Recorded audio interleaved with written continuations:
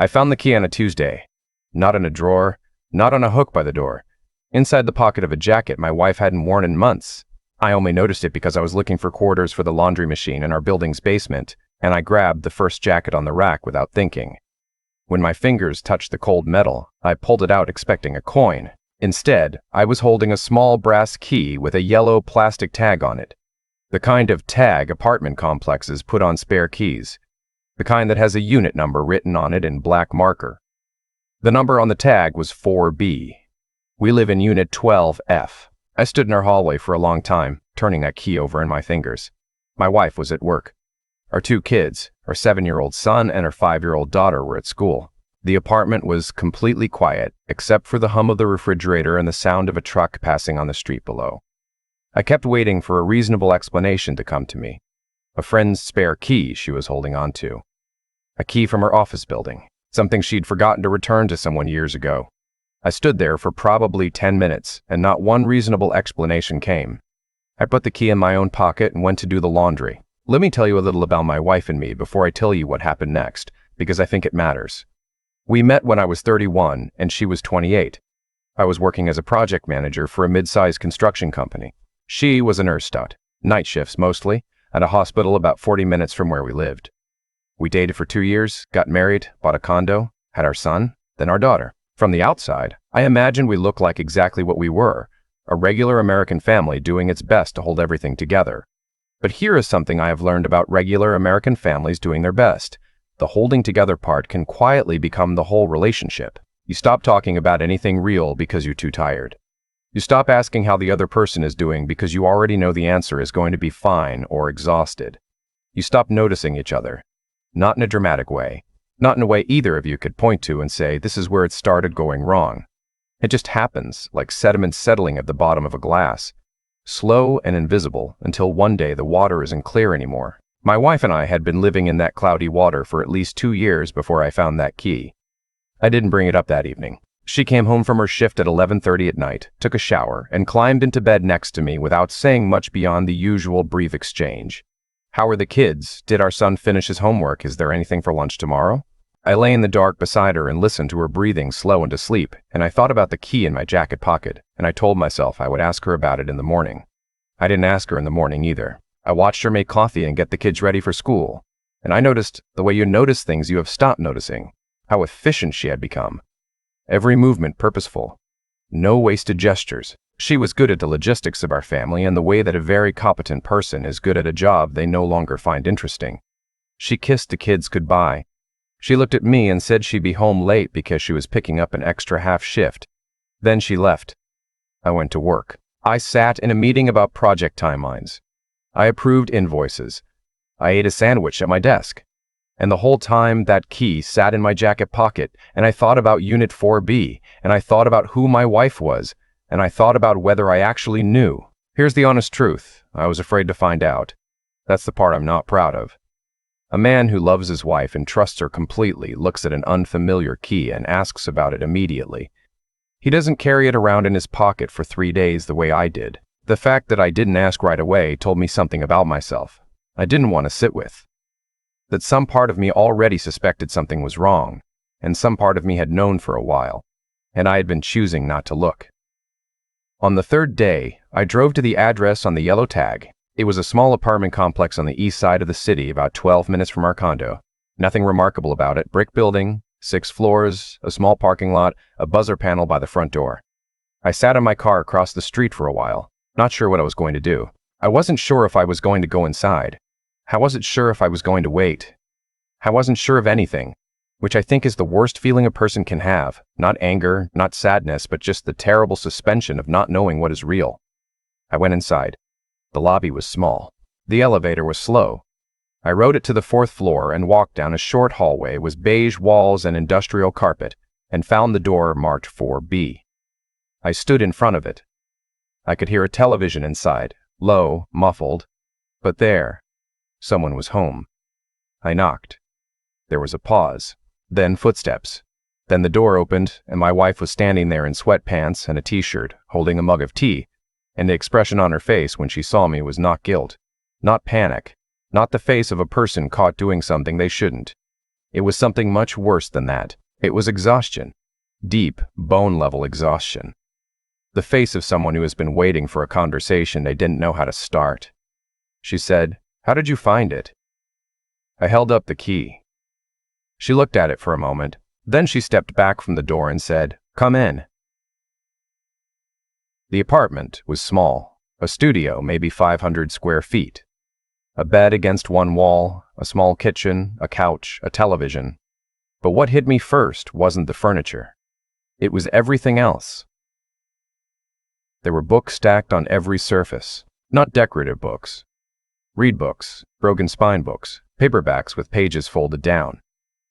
There was a canvas on an easel near the window, half finished, a landscape in dark greens and blues. There were sketches tacked to the wall. There was a small table with what looked like a journal on it, a pen resting across the open pages.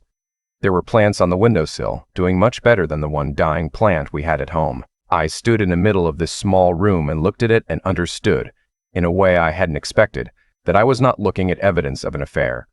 I was looking at a life my wife had built in secret. Not a life with another person. A life with herself. I said, "How long?" She said, 2 years. I sat down on the couch because I needed to. She sat across from me in a chair, still holding her mug, and she told me she had found the apartment on a whim 2 years earlier during a stretch where she had been struggling in ways she hadn't told me about. She had been feeling, she said, like she was disappearing, not because of anything I had done specifically, but because of everything our life had become, the schedules and the logistics and the exhaustion and the way we talked about everything except what we actually felt. She said she had tried to tell me, and I don't doubt that she tried, but I also know I wasn't listening the way I should have been. I was there in body and not in much else. She found the apartment and rented it. She didn't know why exactly at first. She just knew she needed somewhere that was only hers. She started spending time there on her days off, after the night shifts when she couldn't sleep. She started painting again, something she had done before we met, before nursing school, before everything. She started reading the books she'd always meant to read. She started writing in that journal on the table. She wasn't meeting anyone there. There was no one else. There was just her and a small room and the slow, quiet work of remembering who she was before she became a wife and a mother and a night shift nurse who was always, always tired. I listened to all of this without interrupting. When she finished, the room was very quiet. I want to tell you that what I felt in that moment was simple. That I was relieved it wasn't an affair, or angry that she had kept this secret, or hurt that she felt she needed to hide herself from me. The truth is, I felt all of those things at the same time, in a way that made it hard to speak for a while. Because here is what was sitting underneath all of it. She had needed to disappear for 2 years, and I had not noticed. My wife had been quietly drowning in our life, and I had been so busy keeping up with the surface that I had not seen her going under. That is what I had to sit with. Not the secret apartment. Not the money she had spent on rent I didn't know about. The fact that she had been telling me something was wrong for 2 years, and the only language she had available to her, absence, distance, the efficient kiss goodbye, and I had been answering in the same silence. I asked her why she didn't just leave. She was quiet for a moment. Then she said, "Because I didn't want to leave. I wanted you to see me." I drove home that night alone. My wife stayed at the apartment. I asked her to give me some time and she understood. I picked up the kids from my mother-in-law's house, gave them dinner, put them to bed. I sat in our kitchen afterward for a long time in the dark, not drinking, not watching anything, just sitting. I thought about the person I had married, the woman who used to paint, who used to laugh at things I said that weren't even that funny, who used to grab my hand when we walked anywhere, for no reason, just because she wanted to. I thought about when that stopped and why I hadn't fought harder to get it back. I thought about the years I'd spent being competent and responsible and present in every logistical sense while being genuinely, fundamentally absent from my own marriage. I am not going to pretend the months after that were easy. They weren't. My wife and I started seeing a couples counselor, something I had suggested a year earlier and dropped when she said she was too tired for one more obligation. This time I made the appointment myself, and I showed up, and I kept showing up. We talked about things we hadn't talked about in years. We fought, real fights. Not the cold silence kind we had perfected, but actual arguments where things got said that needed to be said. There were nights where I wasn't sure we were going to make it, and I won't tell you I was always confident because I wasn't. She kept the apartment for another 3 months. I didn't ask her to give it up. That felt like exactly the wrong thing to do. What she had built there was something she had needed, and taking it away would have been just another version of the same erasure. Instead, I asked if I could see it again. She said yes. I went back on a Saturday morning, and she showed me the paintings, the ones finished and the ones not. And she told me about what she was reading and what she was thinking about, and what she was writing in the journal. I listened the way I should have been listening for years. It was not comfortable. It required more of me than I had been giving. But I kept showing up for that too. There is a thing that happens in a long marriage, I think, where you stop being curious about the person you're with. You think you know them, and that certainty, that comfortable certainty, is actually one of the most dangerous things in the world. Because people keep becoming. They keep growing and changing and needing things they didn't need before. And if you're not paying attention, if you're too busy with the logistics of keeping everything running, you will one day realize that the person you thought you knew has become someone else entirely. Not because they changed without telling you, but because you stopped asking. My wife eventually let the apartment go. Not because I asked her to, but because she said she didn't need it anymore. I want to be careful about how I say this, because I don't want it to sound like a tidy ending, like the problem got fixed and everyone was fine. It wasn't like that. What changed was slower and less dramatic than that. What changed was that I started asking how she was and actually waiting for the real answer. What changed was that she started telling me things that were hard to say, and I started doing the work of receiving them instead of deflecting. What changed was that we both decided, consciously and repeatedly, to keep choosing each other, not out of habit, not out of obligation, but because we actually looked at each other and decided it was worth it. There are still hard days. There are still mornings where the logistics take over and we move through the apartment like two efficient strangers.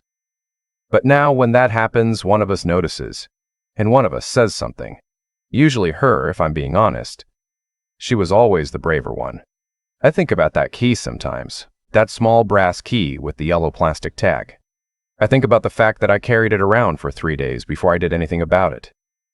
I think about what that said about me and about us and about the way we had both learned to live around our problems instead of through them. And I think about the fact that finding it was the best thing that happened to our marriage. Not because of what it meant at the time, but because of what we did with it afterward. My son is 9 now.